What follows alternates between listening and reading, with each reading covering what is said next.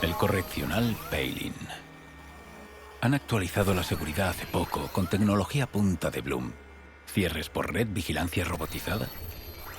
Si tuvieran al tipo en una cárcel antigua tendría un problema, pero Blume tiene razón en esto. La tecnología sí que nos hace la vida más fácil.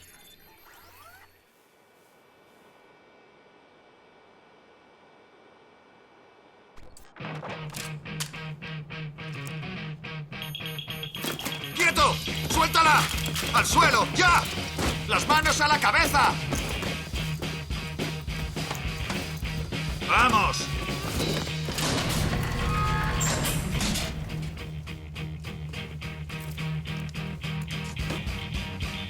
Me quedo en paz con Jordi. ¡No te muevas! Pierce. Aiden. ¡Smith!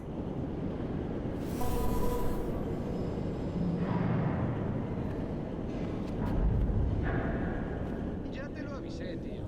No te enterarás hasta que no te la encuentres clavada en la espalda. Sí, hasta mi abuela no es inocente. Entra ahí. Tengo 20 minutos de descanso, cabronazo. Te jodes.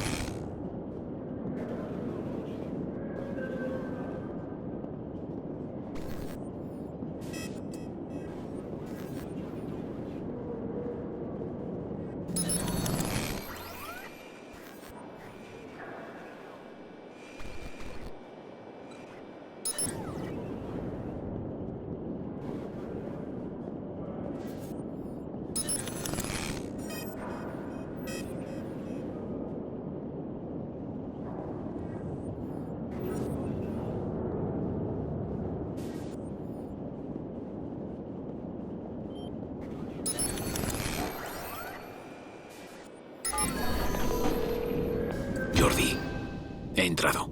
Es obvio. Corta el rollo. Tendrías que haber venido tú. Ha sido por tu culpa. Mejor baja la voz o te darán un pase gratis a aislamiento y no podré sacarte. Buscaré el horario de reclusos. Luego hablamos.